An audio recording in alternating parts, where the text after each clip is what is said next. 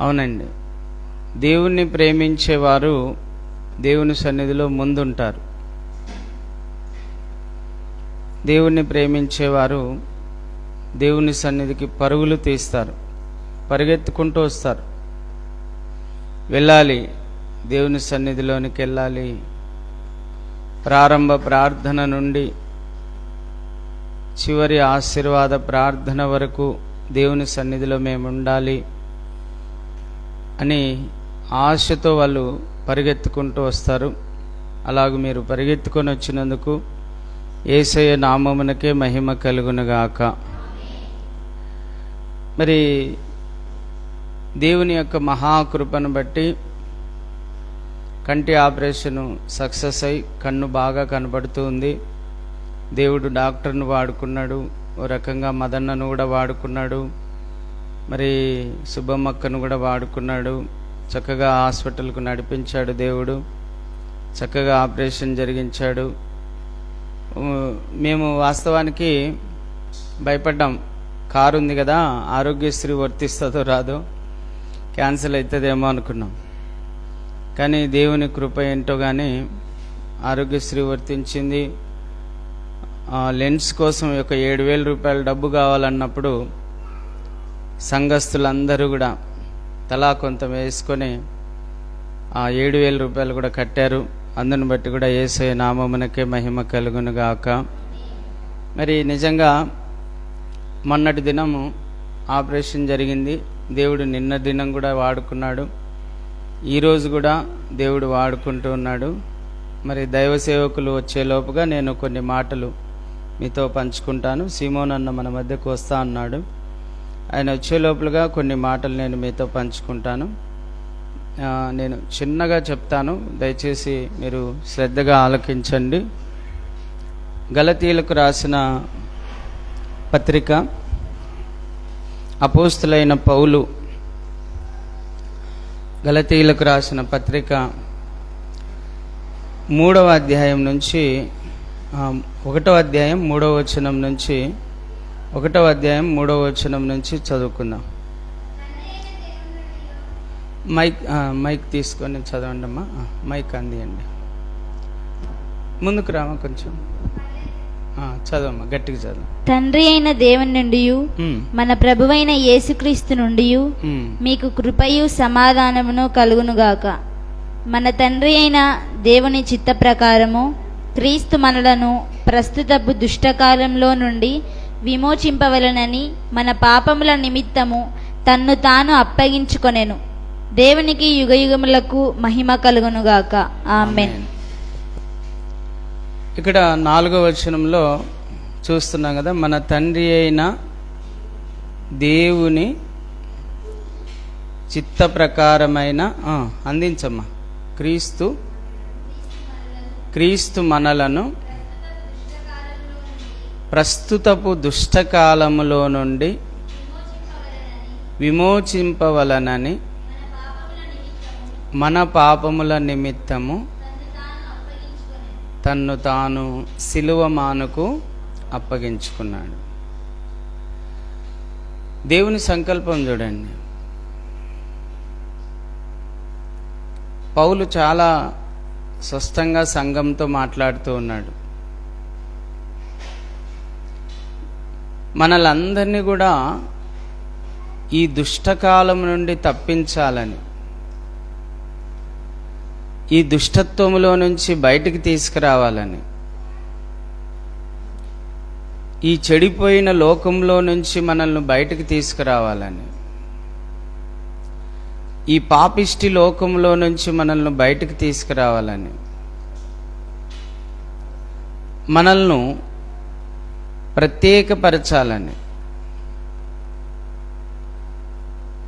పరిశుద్ధులుగా, నిర్దోషులుగా, నిందారహితులుగా మనమందరము కూడా ఒక రోజున పరలోకంలో దేవుని సన్నిధిలో నిలవబడాలని.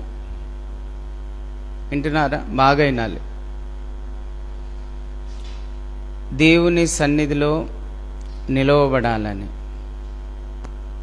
ఈ దుష్టకాలం నుండి మనం తప్పించబడాలని. సమస్త దుర్నీతి నుండి, సమస్త దుష్టత్వము నుండి మనం విడిపించబడాలని యేసుప్రభు వారు ఏం చేశారమ్మా? నరావతారిగా ఈ భూమి మీదకి వచ్చి నరావతారంలో వచ్చిన పాపాన్ని పోగొట్టుట కొరకు నరావతారిగా ఈ భూమి మీదకి వచ్చి తానే శిలువ మానుకు అప్పగించబడ్డాడు. తానే శిలువ మరణమును పొందాడు. తానే శిలువ శిక్షను భరించాడు. శిలువలో ఆయన నలగొట్టబడ్డాడు. భూమికి ఆకాశానికి మధ్యన, దేవునికి మనుషులకు మధ్యవర్తిగా శిలువలో ఆయన వేలాడవేయబడ్డాడు. శిలువ మాను మీద ఆయన వేలాడవేయబడ్డాడు. ఆయన చేతుల్లో మేకులు, ఆయన కాళ్ళల్లో మేకులు, ఆయన శరీరం అంతా కూడా 39 కొరడా దెబ్బలు, పక్కలో బల్లెపోటు, తలకు ముళ్ళ కిరీటము, నోటికి చేదు చిరక, ముఖం మీద ఉమ్మి, ముఖం మీద ఉన్న గడ్డం పెరికి ప్రవచించమని హేళన చేసినటువంటి విధానము, కళ్ళకు గంతలు కట్టి ప్రవచించమని చెప్పినటువంటి విధానము,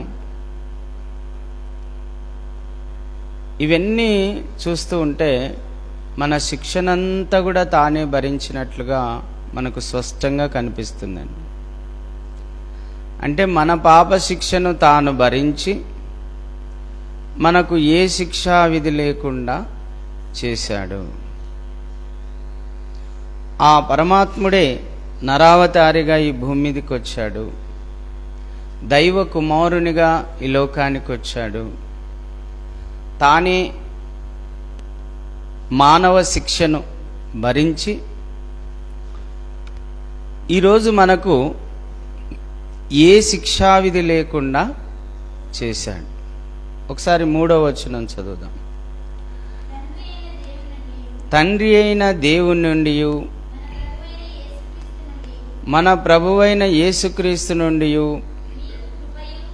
మీకు కృపయు సమాధానమును కలుగునుగాక. తండ్రి అయిన దేవుని నుండి, ప్రభు అయిన యేసుక్రీస్తు, కుమారుడైన యేసుక్రీస్తు నుండి మనకేం కలగాలంట? కృప, సమాధానం. ఈ కృప, ఈ సమాధానం, ఈ రెండు అనుగ్రహించబడడం కోసమే ఆయన శిలువ మరణమును పొందాడు. శిలువ యాగం చేశాడు, శిలువ యజ్ఞం చేశాడు.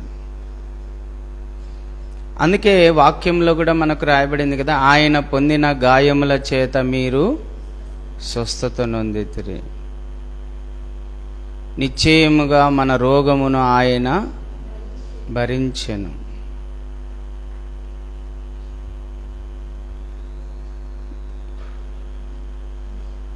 తాను దరిద్రతను అనుభవించి మనలను ధనవంతులుగా చేసెను.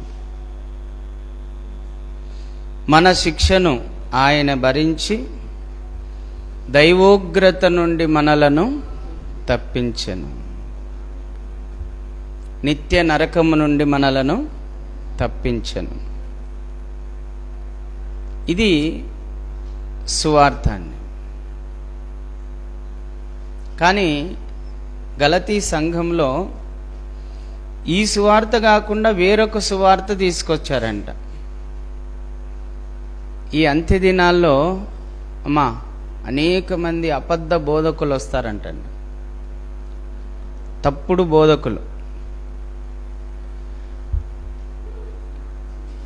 యేసుక్రీస్తు జననము, మరణము, జీవన విధానము, మరణము, పునరుద్ధానము, ఆరోహణము, అవరోహణం, రాకడ, ఇవన్నీ సువార్తలో ఇమిడి ఉన్నాయి. కానీ ఈ సువార్త కాకుండా వేరొక సువార్తను కూడా తీసుకొస్తున్నారంట సంఘాల్లో. అందుకని పౌలు ఈ పత్రికను రాస్తూ ఉన్నాడు. అయ్యలారా, ఈ దుష్టకాలము నుండి, ఈ దుష్టత్వము నుండి మనల్ని తప్పించడానికే యేసుప్రభు వారు శిలువ మానుకు అప్పగించబడ్డాడు. ఒకసారి అపోస్తుల కార్యము 2వ అధ్యాయము చివరి వచనం చదువుదాం.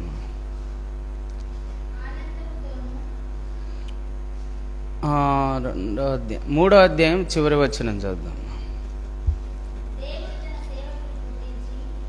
బాగా వినాలి ఇప్పుడు. దేవుడు తన సేవకుణ్ణి పుట్టించి మీలో ప్రతి వానిని వాని దుష్టత్వము నుండి మళ్లించుట వలన మిమ్మును ఆశీర్వదించుటకు ఆయనను మొదట మీ యొద్దకు పంపెనని చెప్పెను.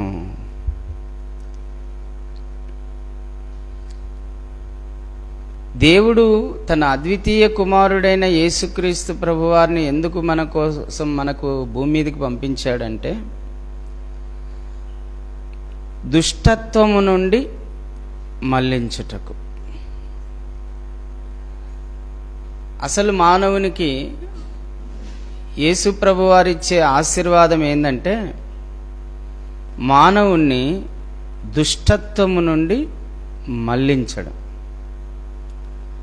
అంటే చెడిపోయినటువంటి జీవన విధానంలో నుంచి విడిపించి ఒక మంచి జీవితాన్ని, శ్రేష్టమైన జీవితాన్ని, పరిశుద్ధమైన జీవితాన్ని, యథార్థమైన జీవితాన్ని, నీతిగల జీవితాన్ని మనకు ఇవ్వడానికి దేవుడు కృప చూపించాడండి. హల్లెలూయా. అందుకే పౌలు అంటున్నాడు, తండ్రి అయిన దేవుని కృపయు తన కుమారుడైన యేసుక్రీస్తు యొక్క సమాధానము మీకు కలుగునుగాక. తండ్రి అయిన దేవుని, తన కుమారుడైన యేసుక్రీస్తు యొక్క కృపయు సమాధానము మీకు కలుగునుగాక. ఇప్పుడు మనకు ఏమనుగ్రహించబడింది? కృప అనుగ్రహించబడింది, సమాధానం కూడా. ముందు సమాధానం లేదు. యేసు ప్రభు ఈ భూమి మీదకి రాకముందు మనకు సమాధానము, దేవునితో మనకు సమాధానము లేదు. మీ అందరికీ తెలుసు కదా, యెషయా గ్రంథం 1:18 అంటాడు కదా, రండి వివాదము తీర్చుకో. ఏముందంట? దేవునికి మనకు మధ్యన వివాదం ఉంది. ఇప్పుడు వివాదాన్ని తీసేయడానికి అద్వితీయ కుమారుడైన యేసుక్రీస్తు ఈ భూమి మీదకి వచ్చాడు. వచ్చి తానే శిలువలో మరణం పొంది, గాయాలు పొంది, అవమానాలు భరించి, దరిద్రం అనుభవించి, కొరడా దెబ్బలు తిని, నోటికి చేదు చిరుక పుచ్చుకొని, కళ్ళకు గంతలు కట్టించుకొని, గడ్డం పెరికించుకొని, తలలో ముళ్ళ కిరీటం మెత్తించుకొని, చేతుల్లో మేకులు, కాళ్ళల్లో మేకులు కొట్టించుకొని, అంటే వేదన పడ్డాడు, యాతన పడ్డాడు, బాధ నొందాడు, శ్రమ నొందాడు, దప్పిక కొన్నాడు, కేకలు వేశాడు. ఈ శిక్ష అంతా కూడా ఆయన ఎవరి కోసం భరించాడు? మనకు కృపను సమాధానమును ఇచ్చుట కొరకని. కృపను సమాధానమును ఇచ్చుట కొరకు ఆయన ఈ శిక్షనంతా కూడా భరించాడు. మానవులమైన మనలను దుష్టత్వము నుండి మళ్లించుట కొరకు, దుష్టత్వము నుండి విడిపించుట కొరకు ప్రభు మనల్ని ఈ విధంగా రక్షణ మార్గంలో నడిపించుట కొరకు ఆయన శిలువ మానుకు అప్పగించబడ్డాడు. శిలువ మరణమును పొందాడు. అయితే ఈ సువార్త కాకుండా ఇంకొక సువార్త తీసుకొని వస్తున్నారంట గలతీ సంఘంలో. చూడండి, చదవండి 6వ వచనం నుంచి. మైక్లో చదవండి. క్రీస్తు కృపను బట్టి మిమ్మును పిలిచిన వానిని విడిచి భిన్నమైన సువార్త తట్టుకు మీరింత త్వరగా తిరిగిపోవుట చూడగా నాకు ఆశ్చర్యమగుచున్నది. అది మరి ఒక సువార్త కాదు గాని క్రీస్తు సువార్తను చెరపగోరి మిమ్మును కలవరపరచువారు కొందరున్నారు. మేము మీకు ప్రకటించిన సువార్త గాక మరి ఒక సువార్తను మేమైనను పరలోకం నుండి వచ్చిన ఒక దూత అయినను మీకు ప్రకటించిన ఎడల అతడు శాపగ్రస్తుడవునుగాక. మేమిదివరకు చెప్పిన ప్రకారము ఇప్పుడు మరలా చెప్పుచున్నాము. మీరు అంగీకరించిన సువార్త గాక మరి ఒకటి ఎవడైనను మీకు ప్రకటించిన ఎడల వాడు శాపగ్రస్తుడవునుగాక. ఇప్పుడు నేను మనుషుల దయను సంపాదించుకొన జూజుచున్నానా, దేవుని దయను సంపాదించుకొన జూజుచున్నానా? నేను మనుషులను సంతోషపెట్ట గోరుచున్నానా? నేనిప్పటికీ మనుషులను సంతోషపెట్టువాడనైతే క్రీస్తు దాసుడను కాకపోయేదను.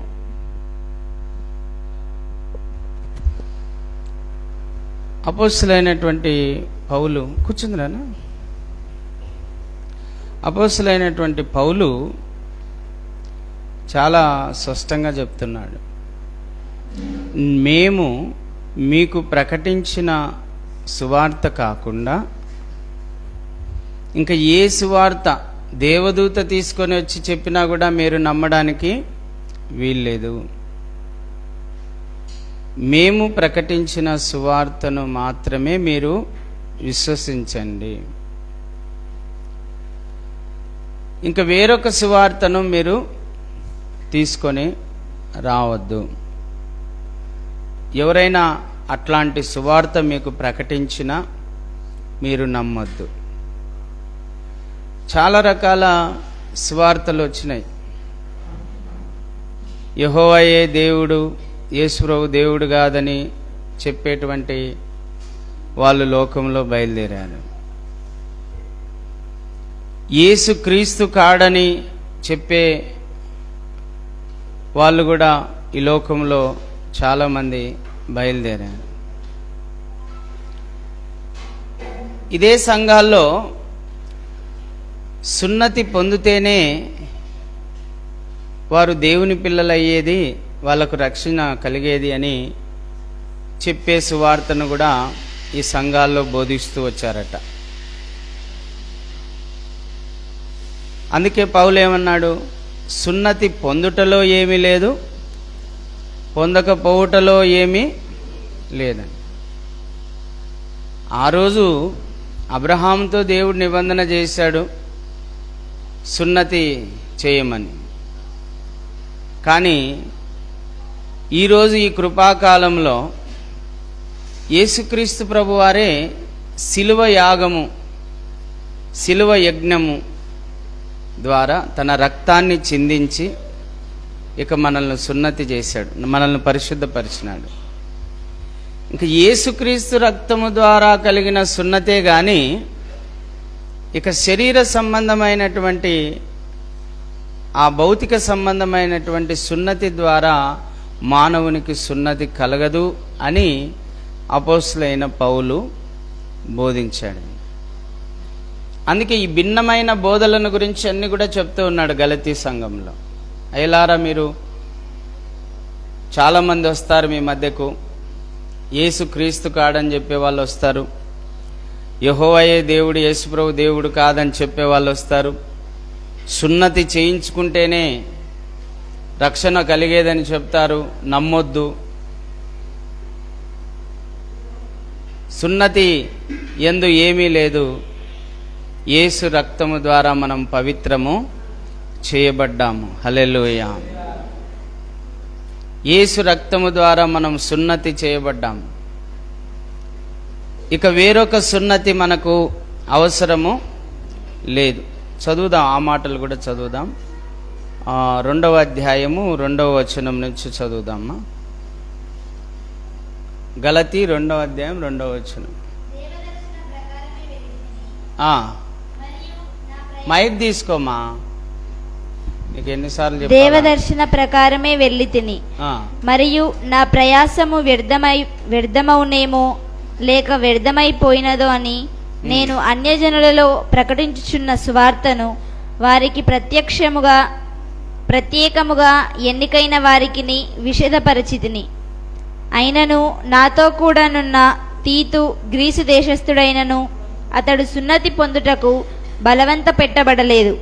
మనలను దాసులుగా చేసుకొనవలనని క్రీస్తు యేసు వలన మనకు కలిగిన మన స్వాతంత్రమును వేగుచూచుటకు రహస్యముగా తేబడి దొంగతనముగా ప్రవేశించిన కపట సహోదరుల వలన జరిగినది. సువార్త సత్యము మీ మధ్యను నిలిచినట్లు మేము వారికి ఒక గడి అయినను లోబడుటకు ఒప్పుకొనలేదు. ఎన్నికైన వారుగా ఎంచబడిన వారి యొద్దాన్ని నేనేమియూ నేర్చుకొనలేదు. వారెంతటి వారైనను నాకు లక్ష్యం లేదు. దేవుడు నరుని వేషమును చూడడు. ఆ ఎన్నికైన వారు నాకేమియూ ఉపదేశింపలేదు. అయితే సున్నతి పొందిన వారికి బోధించుటకై సువార్త పేతురుకి ఎలాగూ అప్పగింపబడెనో అలాగూ సున్నతి పొందని వారికి బోధించుటకై నాకు అప్పగింపబడెనని వారు చూచినప్పుడు, అనగా సున్నతి పొందిన వారికి అపోస్తులుడవుటకు పేతురునకు సామర్థ్యం కలుగజేసిన వాడే అన్యజనులకు అపోస్తులుడవుటకు నాకు సామర్థ్యం కలుగజేసేనని వారు గ్రహించినప్పుడు, స్తంభములుగా ఎంచబడిన యాకోబు, కేఫా, యోహాను అను వారు నాకు అనుగ్రహింపబడిన కృపను కనుగొని, మేము అన్యజనులకును తాము సున్నతి పొందిన వారికిని అపోస్తులుగా ఉండవలనని చెప్పి తమతో పాలివార మనుటకు సూచనగా నాకును బర్నబాకును కుడి చేతిని ఇచ్చిరి. మేము బీదలను జ్ఞాపకం చేసుకొనవలనని మాత్రమే వారు కోరిరి. అలా చాలా ప్రభునందు ప్రియులారా, అపోస్తలులైన పౌలును దేవుడు పిలిచాడు. దేవుని దర్శనం ద్వారా ఆయన ఏర్పాటు చేయబడ్డాడు. అననీయ ద్వారా స్వస్థత పొందాడు. అననీయ ద్వారా బాప్తిసం పొందాడు. దైవ దర్శనం ద్వారా దేవుని రక్షణను పొందాడు. యేసు ప్రభువని దేవుడని అంగీకరించాడు పౌలు. అయితే ఆయనకు ఎవరు బోధించలేదంటండి. మరి ఎవరు బోధించారంటే దేవుడే ఆయనకు బోధించాడు. ఇంతకుముందు కూడా సుధాకర్ అన్న వచ్చినప్పుడు ఒక మాట అన్నాడు, నాకు ఆ మాట గుర్తొస్తుంది. నేనైతే పాల్ జోసెఫ్కు ఏమీ నేర్పలేదు, దేవుడే ఆయనకు బాగా నేర్పాడు. ప్రైజ్ ది లార్డ్, హల్లెలూయా. అవునండి, పౌలు అదే అంటున్నాడు. నేను వాళ్ళ దగ్గర ఏమీ నేర్చుకోలేదు. పేతుడి దగ్గర కానీ, లేకపోతే యోహాన్ దగ్గర కానీ, యాకోబు దగ్గర కానీ నేనేం నేర్చుకోలేదు వాళ్ళ దగ్గర. నేను ఒక్కసారి మాత్రమే పేతురును, యాకోబును మాత్రమే చూశాను. ఇంకా అపోస్తలుల్లో ఎవరిని నేను చూడలేదు. అయితే దేవుడు నన్ను పిలుచుకున్నాడు. ఆయన సంకల్పము చొప్పుననే మేము మీకు సువార్తను ప్రకటిస్తూ ఉన్నాం. పౌలు గురించి పేతురు ఏమంటాడో తెలుసా? పౌలు చెప్పు సంగతులు మర్మమై ఉన్నాయి అంటాడు. చాలా మర్మమై ఉన్నాయి, దాన్ని జాగ్రత్తగా గ్రహించాలి అంటాడు పేతురు. అంటే గొప్ప మర్మములు పౌలు ద్వారా దేవుడు బయలుపరిచాడని. పౌలు పునరుద్ధానమును గురించి కూడా చాలా చక్కగా 1 కొరింథీ 15వ అధ్యాయంలో చాలా చక్కగా చెప్పాడు. ఇంటి దగ్గర మీరు చదవండి. కొంతమంది బోధకులు వచ్చినారంట సంఘాల్లో బోధించడానికి. ఏం బోధకులు అంటే పునరుద్ధానము లేదు అని. పునరుద్ధానం లేదంటే ఏమని అన్నమ్మా అర్థం? యేసుప్రభు కూడా తిరిగి లేదన్నట్టే. పునరుద్ధానం లేదు అని సద్దూకయ్యులు నమ్ముతారు. అది మళ్ళా ఈ కొత్త నిబంధన క్రీస్తు సంఘాల్లో కూడా కొంతమంది బోధకులు బయలుదేరినారంట. ఏందని? పునరుద్ధానము బాగా అయినాలి అన్న ఫోన్ మాట్లాడకూడదున్నా, బాత్ కర్నా అని జస్ట్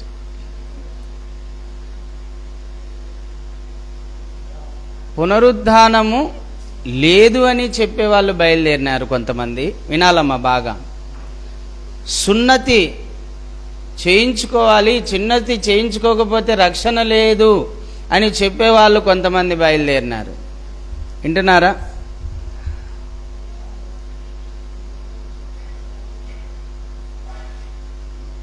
తర్వాత పేతురుని గురించి కూడా ఒక మాట చదువుదాం. అక్కడ రాయబడిన మాట 15వ వచనం చదువుదాం.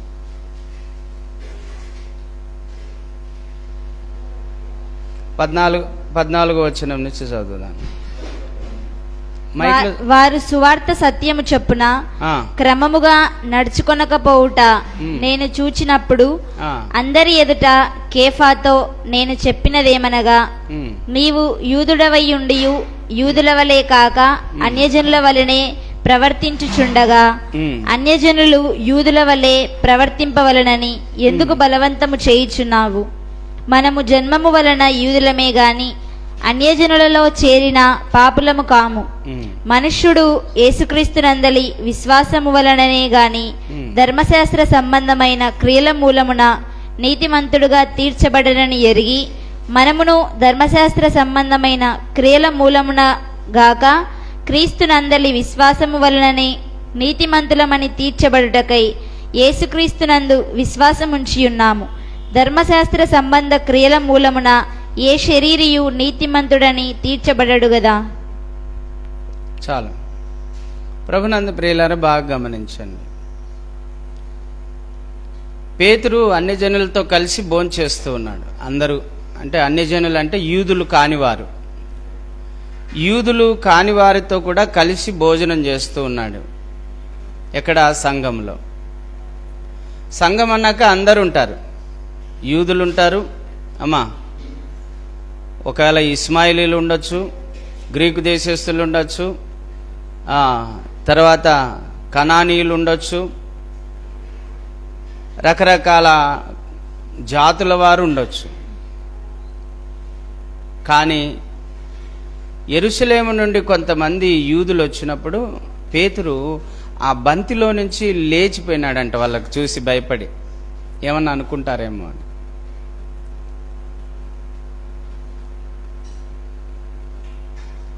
అప్పుడు గద్దిస్తున్నాడు పౌలు. పేతురును గద్దించినాడంట. నువ్వు సువార్త ప్రకారము నడుచుకోవడం లేదు. సువార్త ఏం చెప్తుంది?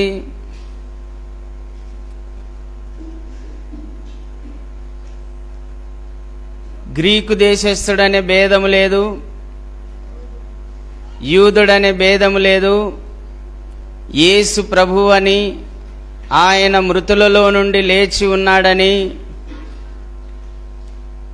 ఆయనను మృతులలో నుండి ప్రభువు లేపి ఉన్నాడని హృదయములో విశ్వసించి నోటితో ఎవరైతే ఒప్పుకుంటారో అమ్మా వారందరూ రక్షించబడతారు.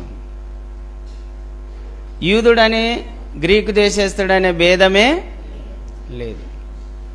సమరయులని కానీ, కనానీయులని కానీ, గ్రీకు దేశస్థులని కానీ ఏ భేదము లేదండి. యేసు ప్రభు అని విశ్వసించిన ప్రతి వాడు రక్షించబడతాడు. యేసు దేవుడని నమ్మిన ప్రతి వాడు మాట్లాడొద్దు తల్లి, రక్షించబడతాడు. యేసు ప్రభు మన పాపముల కొరకు సిలువలో మరణించి సమాధిలో పెట్టబడి తిరిగి 3వ దినం లేచాడు అని ఎవరైతే విశ్వసిస్తారో వాళ్ళందరికీ రక్షణ కలుగుతుంది. యూదుడైన పేతురు కొన్ని ఇంకా ధర్మశాస్త్ర పద్ధతులు అనుసరిస్తున్నాడంట. వింటున్నారమ్మా? పౌలేమంటాడు? మనం ధర్మశాస్త్రం వలన రక్షణ పొందలేదు, కేవలం విశ్వాస మూలమున మనము రక్షించబడ్డాం. అందుకే పాతది గతించెను, కొత్తది ఆయను అంటాడు పౌలు 2 కొరింథీ 5:17. పాతది గతించెను, కొత్తది ఇంకా పాతది ఏది లేదు. సున్నతి చేసుకోవడం కానీ, తల వెంట్రుకలు అర్పించడం కానీ, నైవేద్యాలు అర్పించడం కానీ, బలులు అర్పించడం కానీ, ఆచారాలు కానీ, ఎటువంటి పాత ఆచారాలు ఇంకా అవసరం లేదు. ప్రభువే చెప్పాడు కదా, ఇప్పుడు ఆత్మతో సత్యముతో ఆరాధించే కాలము వచ్చి ఉన్నది. బలులు నైవేద్యాలు కోరడంలే దేవుడు, ఇప్పుడు నీ హృదయాన్ని కోరుతూ ఉన్నాడు, నీ ఆత్మను కోరుతూ ఉన్నాడు, నీ శరీరాన్ని కోరుతూ ఉన్నాడు. నీ శరీరం పరిశుద్ధంగా ఆయనకు ఇవ్వాలని కోరుతూ ఉన్నాడు. నీ మనస్సు పరిశుద్ధంగా ఆయనకు ఇవ్వాలని కోరుతూ ఉన్నాడు. నీ ఆత్మను పరిశుద్ధంగా ఆయనకు నువ్వు అప్పగించాలని ఆయన కోరుతూ ఉన్నాడు. ఇది కొత్త నిబంధనలో ప్రభు కోరేది. అందుకే గద్దించాడు. ఒకసారి చదువుదాం ఆ మాటను, 14వ వచనం చదువు మైక్లో. వారు సువార్త సత్యము చొప్పున క్రమముగా నడుచుకొనకపోవుట. చూడండి, సువార్త సత్యము చొప్పున క్రమముగా కొనకపోవుట నేను చూచినప్పుడు అందరి ఎదుట కేఫాతో నేను చెప్పినదేమనగా నీవు యూదుడవైయుండియు యూదుల వలె కాక అన్యజనుల వలనే ప్రవర్తించుచుండగా. చాలు, నువ్వు యూదుడవైండి అన్యజనుల్లాగా ప్రవర్తిస్తున్నావు. ఇప్పుడు అన్యజనులేమో యూదుల్లాగా మనలాగా ప్రవర్తించమని చెప్తున్నావు, నువ్వేమో వాళ్ళలాగా ఉండకుండా ఉన్నావు. వాళ్ళతో కలిసి భోజనం చేయలేకపోతున్నావు, వాళ్ళతో కలిసి జీవనం చేయలేకపోతున్నావు. ఏంటిది? చాలా సమస్యలు వచ్చాయండి. కొత్త నిబంధన సంఘాలను కట్టేటప్పుడు చాలా సమస్యలు వస్తాయి. పాత నిబంధనలో ఏముంది? ఇది ముట్టకూడదు, ఇది తినకూడదు అని రాయబడినాయి, అవునా? ఇది ముట్టకూడదు, ఇది తినకూడదు అని రాయబడినాయి. కానీ కొత్త నిబంధనలోకి వచ్చే లోపల పౌలు ఏమంటున్నాడు? యేసుప్రభు ఏమన్నాడు? ముందు తినే ఆహారం వలన మీరు అపవిత్రము చెందరు, హృదయములో నుండి వచ్చు దురాలోచనల వలన, కాముకత్వం వలన, జారత్వం వలన, అపవిత్రత వలన మీరు అపవిత్రులు అవుతారు. అంటే ఇప్పుడు కొత్త నిబంధనలో మార్పు చెందిందా లేదా? ఇప్పుడు యూదుడని గ్రీకు దేశస్థుడనే భేదం లేదు, అందరికీ రక్షణ అనేది సంప్రాప్తమైంది అన్నప్పుడు అందరూ సమానమే కదమ్మా. ఇప్పుడు యూదులైనా అన్యజనులైనా అందరూ సమానమైపోయారు ఇప్పుడు. అందుకే అమ్మా, వింటున్నారా? అందుకే ఏం చేశాడు తెలుసా? వింటున్నారా? బాగా వినండి, మా డిస్టర్బ్ చేయకండిలేమ్మా, తర్వాత ఇద్దరులే. ఇచ్చే తొందరగా ఇచ్చేయలే. ఓకే, బాగా వినండి.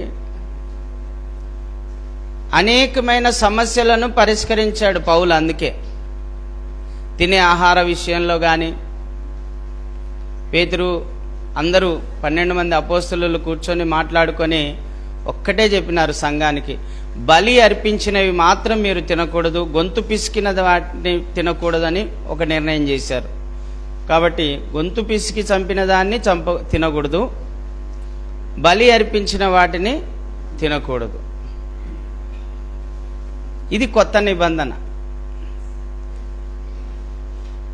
ఇక నువ్వు ఏ ఆహారం తిన్నా అది కడుపులోకి వెళ్తుంది, జీర్ణమవుతుంది, బహిర్భూమిలో దాన్ని విడిచిపెడతావు. కాబట్టి దాని వలన నువ్వు అపవిత్రము చెందవు. నీ హృదయంలో ఉంటాయే తప్పుడు ఆలోచనలు, కాముకత్వంతో కూడిన ఆలోచనలు, జారత్వంతో కూడిన ఆలోచనలు, పాపపు ఆలోచనలు, అసూయలు, ద్వేషములు, కక్షలు, విభేదాలు, విమతములు, ఇవన్నీ ఉన్నాయే. అల్లరితో కూడిన ఆటపాటలు, మత్తు అలవాట్లు, ఇవన్నీ మానవుణ్ణి అపవిత్రము చేస్తాయి. అన్ని విషయాలు చెప్తున్నాడండి పౌలు. పేతురునే ఎదిరించాడు. కేఫా అంటే ఎవరు? సంఘానికి మూలరాయి. ఆ వ్యక్తినే ఎదిరించాడు పౌలు. ఎందుకంటే పౌలు ధర్మశాస్త్రాన్ని బాగా చదివి అభ్యాసం చేసినటువంటి వాడు, పరిచయుడు. చాలా ఉన్నాయి ఆయనకు. రోమా పౌరసత్వం ఉంది. ఆయన ఒక పరిచయుడు, మత పెద్ద, గౌరవ ప్రతిష్టలు కలిగిన వాడు, ఆస్తిపరుడు. చాలా క్వాలిఫికేషన్స్ ఉన్నాయి ఆయనకు. కానీ అవన్నీ యేసుప్రభు కోసం ఏం చేసినాడమ్మా? పెంటగా ఎంచుకున్నాడు. ఏం చేశాడు? పెంటగా ఎంచుకొని తన్ను తాను తగ్గించుకొని పేతురుతో అన్నాడంట, అయ్యా మేము పేదవాళ్ళకే సువార్త చెప్తాం, అన్య జనులకే సువార్త చెప్తాం. మీరు యూదులకు ప్రకటించుకోండి, ధనవంతులకు ప్రకటించుకోండి. హల్లెలూయా.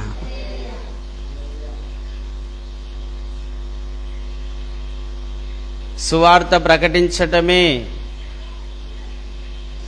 నా జీవితానికి ఉన్న ఒక లాభసాధకం. అదే నా జీవిత లక్ష్యం.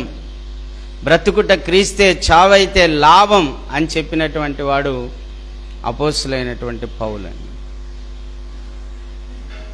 కాబట్టి ఇది ముట్టకూడదు అనేది ఈ కొత్త నిబంధనలో లేదు. ఇది తినకూడదు అనేది ఈ కొత్త నిబంధనలో.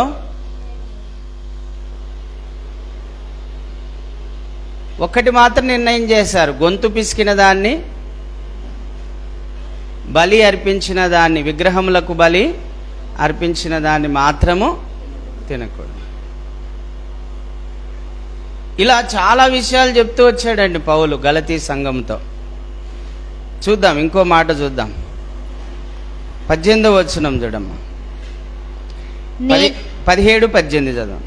కాగా మనము క్రీస్తునందు నీతిమంతులమని తీర్చబడుటకు మనము క్రీస్తునందు నీతిమంతులమని తీర్చబడుటకు వెదుకుచుండగా మనము పాపులముగా కనబడిన ఎడల ఆ పక్షమందు క్రీస్తు పాపమునకు పరిచారకుడాయన అట్లనరాదు. నేను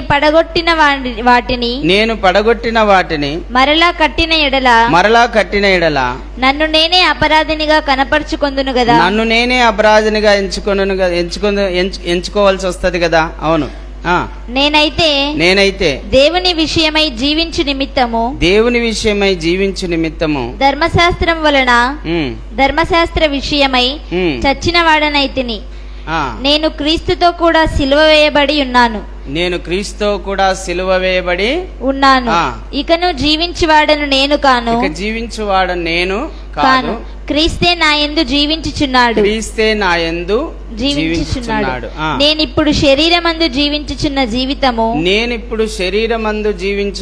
జీవితము నన్ను ప్రేమించి నా కొరకు తన్ను తాను అప్పగించుకొనిన దేవుని కుమారుని యందలి విశ్వాసము వలన జీవించుచున్నాను.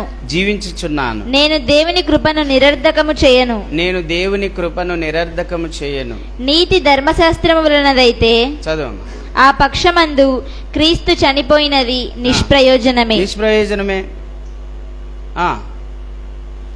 చదువు. ఓ అవివేకులైన గలతీలారా, మిమ్మును ఎవడు భ్రమపెట్టెను? సిలువ వేయబడిన వాడైనట్టుగా యేసుక్రీస్తు మీ కన్నుల ఎదుట ప్రదర్శింపబడెను గదా. ఇది మాత్రమే మీ వలన తెలుసుకొనగోరుచున్నాను. ధర్మశాస్త్ర సంబంధ క్రియల వలన ఆత్మను పొందితిరా, లేక విశ్వాసంతో వినుట వలన పొందితిరా? మీరింత అవివేకులైతిరా. మొదట ఆత్మానుసారముగా ఆరంభించి ఇప్పుడు శరీరానుసారముగా పరిపూర్ణులగుదురా? చాలు. మొదట ఆత్మానుసారంగా ప్రారంభించి ఇప్పుడు మళ్ళా శరీరానుసారంగా ప్రవర్తిస్తారా? ఇప్పుడు ముందు ఏం బోధించినారమ్మా వీళ్ళు? అయ్యలారా, యేసుక్రీస్తునందు విశ్వాసం ఉంచి నమ్మి బాప్తీసం పొందండి, అప్పుడు మీకు పాపాలు క్షమించబడతాయి, మీరు పరిశుద్ధులవుతారు, పరిశుద్ధాత్మ అనే వరము మీకు అనుగ్రహించబడుతుంది. మూర్ఖులకు ఈ తరం వారికి వేరే జీవించండి, అపోస్తుల బోధ ఎందును, రొట్టె విరుచుట ఎందును, సహవాసం అందును, ఎడతెగక ప్రార్థన ఎందును ఉండండి అని చెప్పారు కదా. ఇప్పుడు మళ్ళా ఇవెందుకు ఆచారాలు? మళ్ళా ఆచారాలు సంఘంలోకి వస్తున్నాయంట. ఏవి? పాతవి. మన ఇశ్రాయేలీలు ఐగుప్తు నుంచి కనానుకు నడుస్తూ ఉన్నప్పుడు పాతవి గుర్తుకొచ్చినాయి వాళ్ళకు. ఏం గుర్తుకొచ్చినాయి? మేము కుండల దగ్గర వండుకొని ఆ మాంసం తింటూ ఉంటిమి అవి గుర్తుకొచ్చినాయి. అట్లా వీళ్ళకు కూడా గుర్తుకొచ్చినాయి. ఏంటివి? పాతవి. ఏవిమా? యూదా మతంలో ఉన్నాయే ఆచారాలు, అవి మళ్ళా సంఘంలోకి తీసుకొని వస్తున్నారండి. పాతవి గతించెను, కొత్తవి ఆయను. ధర్మశాస్త్రము అనుసరించుట వలన మనకు రక్షణ. యేసు ప్రభువును విశ్వసించకుండా అమ్మా నువ్వు నేత్రదానం చేసినా, కిడ్నీల దానం చేసినా, నీ శరీరాన్ని రీసెర్చ్కి ఇచ్చినా, అన్నదానం చేసినా నీకు రక్షణ ఉండదు. యేసు ప్రభు ద్వారా నువ్వు పాపక్షమాపణ పొందితేనే నీకు పరలోక రాజ్యము దొరుకుతుంది. హల్లెలూయా. ఇది సత్య సువార్త. ఈ సువార్త కాకుండా ఏ సువార్త వచ్చింది మళ్ళా సంఘంలోకి? యూదులు అన్యజనులతో కలిసి భోజనం చేయకూడదు. వింటున్నారా? బాగా వినాల. యూదులు అన్యజనులతో కలిసి భోజనము చేయకూడదు, సున్నతి చేయించుకుంటేనే రక్షణ వస్తుంది. చూడండి, మళ్ళా పాతవి తీసుకొస్తున్నారు. ఎక్కడికి తీసుకొస్తున్నారు? సంఘంలోకి. ఏ సంఘంలోకి? క్రీస్తు సంఘంలోకి, కొత్త నిబంధన సంఘంలోనికి, అభిషిక్తుని సంఘములోనికి, దేవుని సంఘములోనికి, జీవము గల దేవుని సంఘములోనికి, మహిమగల సంఘములోనికి, కృపగల సంఘములోనికి మళ్ళా ధర్మశాస్త్రాన్ని తీసుకొస్తున్నారు. అందుకే పౌలు చాలా గద్దిస్తున్నాడండి. నీతిమంతుడు విశ్వాస మూలమున జీవిస్తాడు.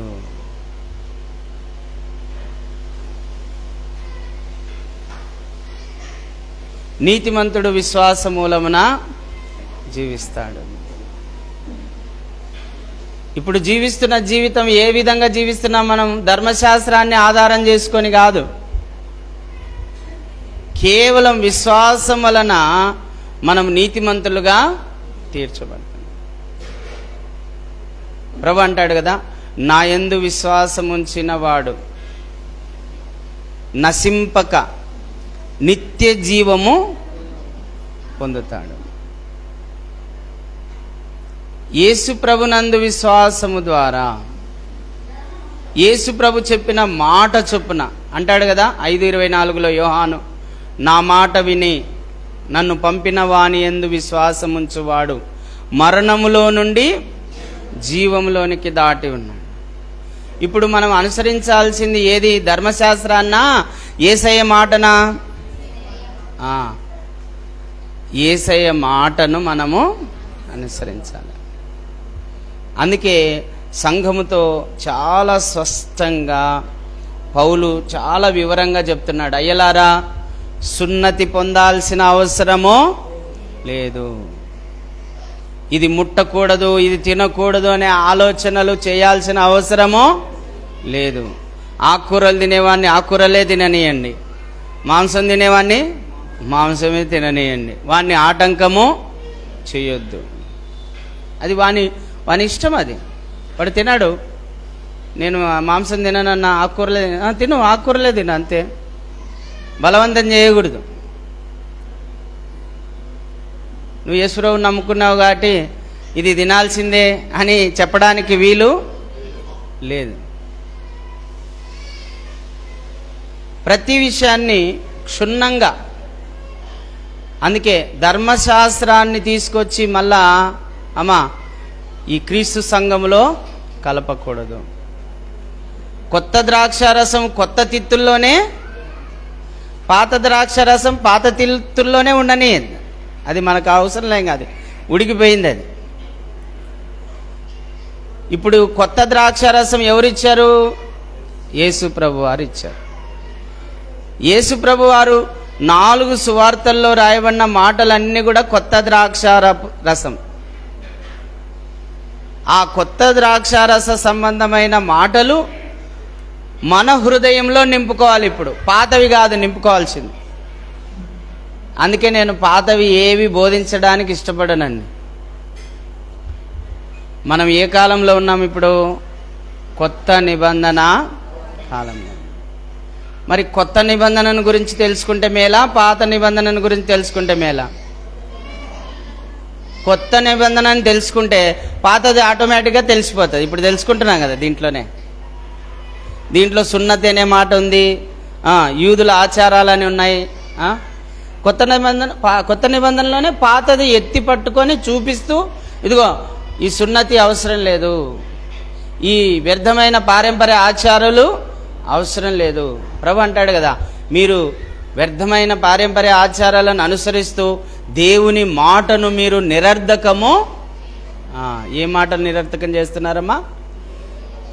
దేవుని మాటనేమో పక్కన పెట్టేసినారు, యేసయ్య మాటను వాళ్ళకు నచ్చినట్లుగా చేసుకుంటున్నాడు. అందుకే మన సంఘంలో కూడా నందమూర్ నగర్ అభిషిక్తుని సంఘంలో ఉన్న బిడ్డలు కూడా సున్నతి ఆచరించాల్సినటువంటి అవసరం లేదు, వ్యర్థమైన పారంపర్య ఆచారాలు అనుసరించాల్సిన అవసరం లేదు, ధర్మశాస్త్ర సంబంధమైనటువంటి విధులను మనము అనుసరించాల్సిన అవసరం లేదు. కేవలము ప్రభువునందు విశ్వాసం ఉంచుట ద్వారా. ఏం విశ్వాసము యేసు ప్రభు వారు నా కోసమే ఈ లోకంలో జన్మించాడు, నా కోసమే బోధించాడు, దైవరాజ్య మర్మములు, పాతాళలోక మర్మములు నాకు తెలియజేశాడు, నా కోసమే ఈ భూమి మీద 33.5 సంవత్సరాలు జీవించాడు, నా కోసమే సిలువలో మరణించాడు, నా కోసమే సమాధిలో పెట్టబడి తిరిగి లేచాడు, నా కోసమే పరలోకానికి ఎక్కి వెళ్ళాడు, మరలా వచ్చి నన్ను తీసుకొని వెళ్తాడు, ఆయన నా పాపములు క్షమించి నన్ను పరిశుద్ధపరిచి ఉన్నాడని ఎవరైతే విశ్వసిస్తారో వాళ్ళందరికీ రక్షణ కలుగుతుంది. హల్లెలూయా. కాబట్టి ధర్మశాస్త్ర సంబంధమైనవి ఏవి కూడా మనం అనుసరించాల్సినటువంటి అవసరం లేదు. కానీ యేసు ప్రభు చెప్పిన మాట ప్రకారం మనం జీవిస్తే చాలు. ప్రభు అంటాడు కదా, నా మాట విని నా మాట ప్రకారము ఎవరైతే గైకొంటారో వారు బండ మీద తన ఇల్లు కట్టుకొనిన వారిని. ఇప్పుడు యేసు ప్రభు మాటలు అవసరమా, మనకు పాత నిబంధన మాటలు అవసరమా? యేసు ప్రభు మాటలు అవసరం. చూడండి, గుర్తుపెట్టుకోండి. అందుకే నేను ఎప్పుడు చెప్తుంటాను, 4 సువార్తలు మీరు బాగా చదవాలి. బైబిల్ అంతా చదివితే మంచిదే, ఆదికాండం నుంచి ప్రకటన వరకు. కానీ దాంట్లో 4 సువార్తలు ప్రాముఖ్యమైనవి. దాంట్లో అతి ప్రాముఖ్యమైనవి మత్తయి నుంచి ప్రకటన వరకు చాలా ప్రాముఖ్యమైనవి. అందుకే అపోస్తుల కార్యం 2వ అధ్యాయం 42వ వచనంలో ఏం రాయబడింది? అపోస్తుల బోధ యందును సహవాసమందును రొట్టె విరుచుట యందును ఎడతెగక ప్రార్థన చేయుట యందును ఉండిరి అని రాయబడింది. ఏ బోధలో ఉండాలంటమ్మా మనం? ఏ బోధలో ఉండాలంట? అపోస్తుల బోధ ఎక్కడి నుంచి ఎక్కడి వరకు ఉంది? 4 సువార్తలు యేసు ప్రభు చెప్పిన మాటలు అపోస్తులులే రాసినారు. అపోస్తుల కార్యము నుంచి ప్రకటన వరకు కూడా ఎవరు రాసినారు? అపోస్తులులే రాసినారు. ఇప్పుడు కావలసిన బోధ ఏంది మనకు? అపోస్తుల బోధనే. మరి అపోస్తుల బోధ ఎవరైతే బాగా చదివి ఎవరైతే బాగా అనుసరిస్తారో, మేము చెప్పే మాటలు కొన్నే అమ్మా, మీకు చదివితే మీకు ఇంకా ఎక్కువ మాటలు దొరుకుతాయి బైబిల్లో. ఎక్కడి నుంచి ఎక్కడి వరకు? మత్తయి నుంచి ప్రకటన వరకు మనకు కావాల్సిన మాటలే. కాబట్టి ప్రతి మాట విలువైన మాటనే. దేవుని సేవకుడు ఏ వాక్యం చెప్పినా అది మనకు అవసరమే ఆ సంఘానికి. ఈ మత్తయి నుంచి ప్రకటన వరకు ఏం చెప్పినా అవి మనకు అవసరమే. కాబట్టి ఆ మాటలన్నీ కూడా మనం చదివి విని హృదయంలో భద్రపరుచుకొని ఎవరైతే ఆ ప్రకారం జీవిస్తారో వాళ్ళు ధన్యులు, పరలోక రాజ్యం వారిదే. హల్లెలూయా. యేసే నామమునకే మహిమ కలుగును గాక. తలలు వంచండి, ప్రార్థన చేసుకుందాం. ప్రేమ కలిగిన తండ్రి, మహాపరిశుద్ధుడా, మీరు మాట్లాడిన ప్రతి మాటను బట్టి నీకు స్తోత్రములు నాయనా. ఆ మాటలన్నీ వారి హృదయంలో నిలిపి నూరంతలుగా ఫలింపచేయండి. అవునాయన, ధర్మశాస్త్రం వలన మేము నీతిమంతులుగా తీర్చబడలేము, కానీ మా కోసం నరావతారిగా ఈ భూమి మీదకి వచ్చి మాకు బోధించి దేవుని రాజ్య మర్మములు, పాతాళలోక మర్మములు మాకు తెలియజేసి మా పాపముల కొరకు సిలువలో మరణించి సమాధిలో పెట్టబడి తిరిగి 3వ దినం లేచి పరలోకానికి ఎక్కి వెళ్ళి మరలా వచ్చి నేను మిమ్మల్ని తీసుకొని వెళ్తానని చెప్పావే, ఆ మాట యందు విశ్వాసం ఉంచిన ప్రతి ఒక్కరికి నువ్వు రక్షణ ఇస్తున్నావు, వారిని నీతిమంతులుగా తీరుస్తున్నావు, వాళ్ళను పరలోక రాజ్యానికి వారసులుగా చేస్తున్నావు ప్రభువా. అందును బట్టి నీకు స్తోత్రములు. అలాంటి విశ్వాసము కొత్త నిబంధన వాక్యాలతో, అపోస్తుల బోధతో కూడిన వాక్యాలతో అభిషిక్తుని సంఘములో ఉన్న ప్రతి ఒక్క బిడ్డ హృదయమును నింపి నీ రాజ్య వారసులుగా చేసుకునమని, ఇదిగోనైనా మూఢాచారాలైనను, మూఢనమ్మకాలనైనను, ధర్మశాస్త్ర సంబంధమైన ఆచారాలైనను, నైనా వ్యర్థమైన పారంపర్య ఆచారాలైనను ఏవి కూడా మేము అనుసరించబక కేవలం నీ మాట చొప్పున జీవించి నీ రాజ్య వారసులమయ్యే భాగ్యము మాకు దయచేయమని యేసు ప్రభు నామములో అడిగి వేడుకొని పొంది ఉన్నాము తండ్రి. ఆమేన్.